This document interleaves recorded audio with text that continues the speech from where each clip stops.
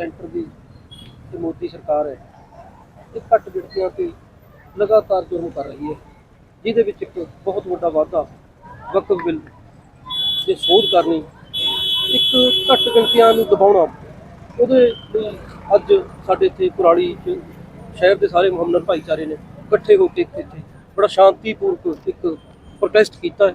ਉਹਦੇ ਵਿੱਚ ਮੈਨੂੰ शामिल होने का मौका मिला। साबर जी प्रधान जी ने मैनू कहा तो मैं इन्हों की कहण ते इत्थे पहुंचा।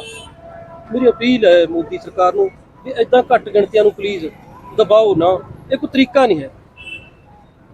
ਇਹਦੇ ਨਾਲ देश टुटेगा जुड़ेगा नहीं, क्योंकि साडा एक मुल्क बहुत वधिया गुलदस्ता है। ਇਹਦੇ 'ਚ ਅਸੀਂ ਸਾਰੇ अलग-अलग ਧਰਮਾਂ ਫਿਰਕਿਆਂ ਦੇ अलग-अलग ਭਾਸ਼ਾਵਾਂ 'ਚ ਰਹਿੰਦੇ ਹੋਏ ਅਸੀਂ ਇੱਕ ਗੁਲਦਸਤੇ 'ਚ ਬੱਧੇ ਹੋਏ ਹਾਂ। ਪਰ ਜਿਵੇਂ ਤਾਂ ਬਿਹੇਵੀਅਰ ਮੋਦੀ ਸਰਕਾਰ ਕਰ ਰਹੀ ਹੈ, ਸੈਂਟਰ ਸਰਕਾਰ ਕਰ ਰਹੀ ਹੈ, ਇਹ ਦੇਸ਼ ਨੂੰ ਤੋੜਨ ਵਾਲੇ ਪਾਸੇ ਲਿਜਾ ਰਹੀ ਹੈ। ਇਹ ਇੱਕ ਬਹੁਤ ਵੱਡਾ ਹਮਲਾ, ਇਹਨੂੰ ਅਸੀਂ ਕਦੇ ਵੀ ਸਹਿਣ ਨਹੀਂ ਕਰਾਂਗੇ ਤੇ ਸਮੁੱਚੀ ਕਾਂਗਰਸ ਪਾਰਟੀ ਇਸ ਟਾਈਮ ਮੁਹੰਮਦਨ ਭਾਈਚਾਰੇ ਦੇ ਨਾਲ। ਧੰਨਵਾਦ। ਸਾਬਰ ਮੁਸਲਿਮ ਕਮੇਟੀ ਐਸੋਸੀਏਸ਼ਨ ਵੱਲੋਂ ਦਾ ਪ੍ਰਧਾਨ, ਅਸੀਂ ਵੀ ਜੋ ਸਾਡੇ ਪ੍ਰਧਾਨ ਜੀ ਨੇ ਮੈਸੇਜ ਲਾਇਆ ਹੈ ਆਪਣੇ ਸਰਕਾਰ ਨੂੰ, ਅਸੀਂ ਵੀ ਉਹੀ ਮੈਸੇਜ ਲਾਉਣਾ ਚਾਹੁੰਦੇ ਹਾਂ ਵੀ ਜਿਹੜਾ ਵੀ ਇਹ ਵਕਫ ਬਿੱਲ ਲਾਗੂ ਕੀਤਾ ਇਹ ਬਿਲਕੁਲ ਗਲਤ ਹੈ।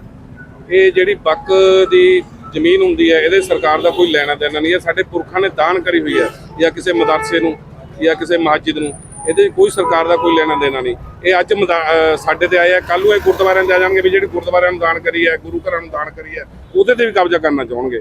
ਇਹ ਸਾਰੇ ਕਬਜ਼ਾ ਕਰਕੇ ਇਹਨਾਂ ਨੇ ਆਪਣੇ ਜਿਹੜੇ ਮਿੱਤਰ ਮਲਾਜੇ ਉਹਨਾਂ ਨੂੰ ਦੇ ਦੇਣੀ ਹੈ। ਇਹ ਜਿਹੜੀਆਂ ਛੋਟੀਆਂ ਬਰਾਦਰੀਆਂ ਨੇ, ਥੋੜ੍ਹੀਆਂ ਕੌਮਾਂ ਨੇ, ਥੋੜ੍ਹੀ ਗਿਣਤੀ ਹੈ, ਇਹਨਾਂ ਨੂੰ ਤੰਗ ਪਰੇਸ਼ਾਨ ਕਰਕੇ ਇਹਨਾਂ ਨੇ ਆਪਣਾ ਉਹ ਘੱਲੂਘਾਰਾ ਅੱਗੇ ਚਲਾਈ ਜਾਣਾ। ਇਸ ਕਰਕੇ ਜਦ ਤੱਕ ਇਹ ਸਰਕਾਰ ਇਹ ਬਿੱਲ ਖਾਰਜ ਨਹੀਂ ਕਰਦੀ, ਜਦ ਤੱਕ ਅਸੀਂ ਜਾਰੀ ਰੱਖਾਂਗੇ। ਇਹ ਤੋਂ ਜਿੱਦਾਂ ਸਾਡੀ ਇਸਲਾਮੀ ਗਾਈਡਲਾਈਨ 'ਚੋਂ ਸਾਨੂੰ ਲੈਣ ਆਉਂਦੀ ਰਹੇਗੀ, ਗਾਈਡਲਾਈਨ ਆਉਂਦੀ ਰਹੇਗੀ, ਜਦੋਂ ਵੀ ਆਉਂਦੀ ਰਹੇਗੀ, ਅਸੀਂ ਹਮੇਸ਼ਾ ਇੱਦਾਂ ਖੜੇ ਹੁੰਦੇ ਰਹਾਂਗੇ। ਇੰਨਾ ਹੀ ਕਹਾਂਗੇ ਜੀ ਸਰਕਾਰ ਨੂੰ ਵੀ ਜਿੰਨੀ ਜਲਦੀ ਹੋ ਸਕੇ ਮੋਦੀ ਜੀ ਨੂੰ ਕਹਿੰਦੇ ਆ, ਪ੍ਰਧਾਨ ਮੰਤਰੀ ਜੀ ਨੂੰ ਕਹਿੰਦੇ ਅਸੀਂ ਇਹ ਵੀ ਇਹ ਖਾਰਜ ਕੀਤਾ ਜਾਵੇ ਬਿੱਲ।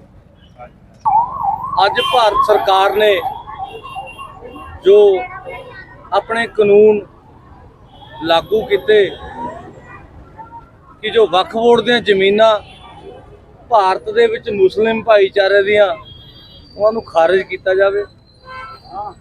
ਪਹਿਲਾਂ ਵੀ ਸਾਡੇ ਕਿਸਾਨਾਂ ਨਾਲ ਇਸੇ ਤਰੀਕੇ ਦਾ ਉਹਨਾਂ ਨੇ ਧੋਖਾ ਕੀਤਾ। 3 ਕਾਲੇ ਕਾਨੂੰਨ ਲਿਆਂਦੇ ਜਿਹਦੇ ਵਿੱਚ तमाम ਕਿਸਾਨ ਔਰ तमाम ਸਾਡੇ ਨਾਲ ਭਾਈਚਾਰਾ ਜਾ ਕੇ ਉਹਨਾਂ ਦੀ ਸਰਹੱਦ ਤੇ ਉਹਨਾਂ ਦੇ ਧੌਣ ਦੇ ਵਿੱਚ ਕੀਲਾ ਜਿਹੜਾ ਫਸਿਆ ਉਹ ਕੱਢਿਆ।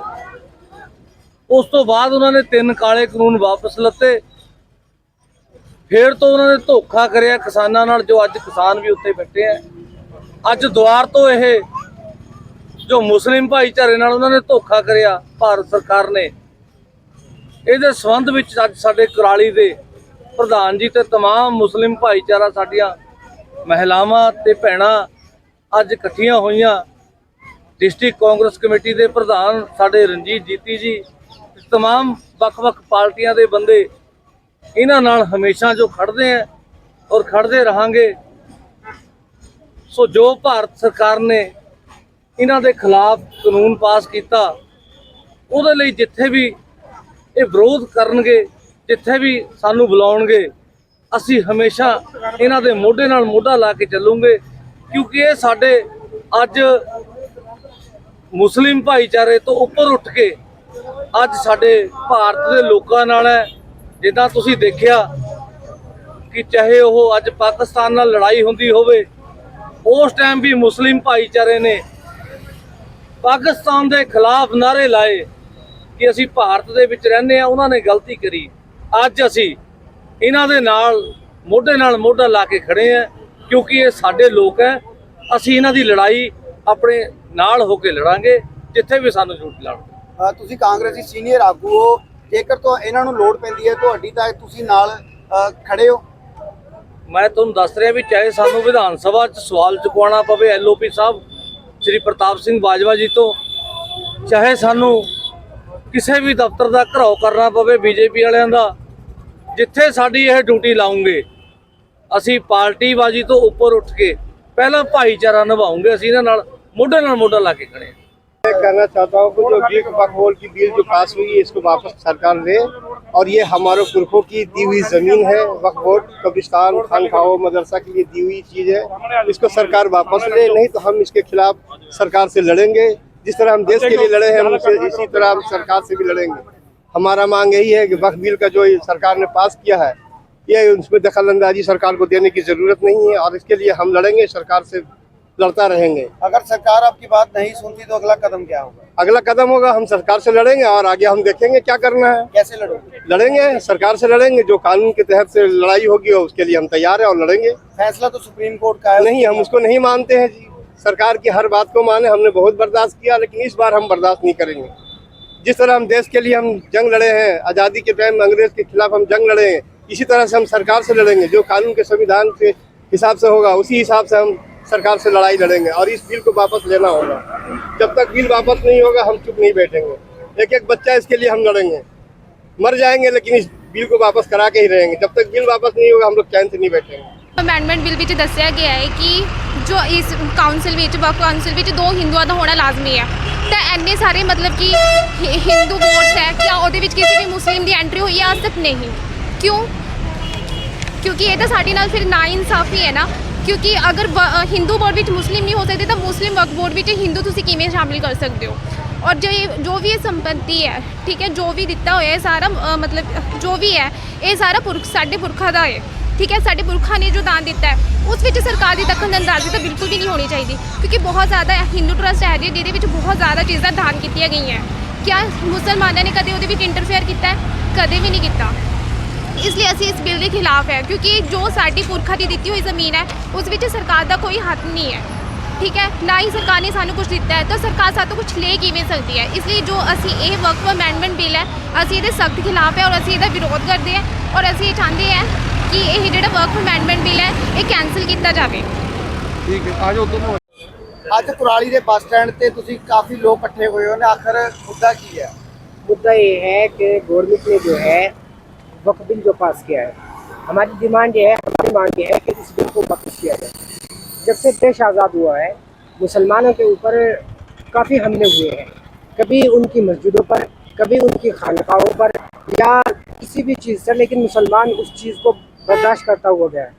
अब जब से ये बीजेपी की सियासत आई है तब से जो है क्या हुआ कि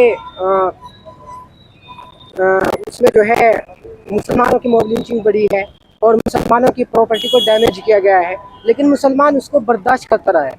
अब फिर क्या हुआ, जब गवर्नमेंट ने देखा है कि मुसलमान तो चुप है, अब उन्होंने सीधा हमला किया है हमारी वक्फ बोर्ड की ज़मीन पर। वक्फ का मतलब क्या है कि ये वक्फ की हुई है, मुसलमानों के आबा व अजदाद ने इस ज़मीन को दान किया है, मुसलमानों को दी है। अब मुसलमान इससे फ़ायदा उठा रहे थे। कैसे फ़ायदा उठा रहे थे? तो हॉस्पिटलों की शक्ल में और मदरसे मस्जिदों की शक्ल में, दरगाहों की शक्ल में, इस तरह से फ़ायदा उठा रहे थे। लेकिन गवर्नमेंट इससे उसको हड़पना चाहती है। गवर्नमेंट ने देश की अन्य स्थानों को जो है हड़पा है, अब उसका इस चीज़ से पेट नहीं भरा तो उन्होंने क्या सोचा कि अब वक्फ की ज़मीन को हड़प लिया जाए। लेकिन हम इंशाल्लाह ऐसा होने नहीं देंगे। वक्फ जो है हमारे जो है ईमान का मसला है, हमारे ईमान का मसला है। अगर हम इसमें दब गए तो फिर हमारा जीने का कोई हक नहीं है। तो इसलिए जो है हम हुकूमत से डिमांड करते हैं कि इस बिल को वापस लें, और अगर वापस नहीं लेंगे तो जैसे हमारे बड़ों ने इस देश के लिए आज़ादी दी है, वह हुकूमत को यही नहीं मालूम कि जिन मदरसों को हुकूमत बंद करना चाहती है, हमारे आबा व अजदाद उन्हीं मदरसों से पढ़े हुए थे और उन मदरसों से पढ़ करके देश में अंग्रेज़ों के खिलाफ जंग लड़ी।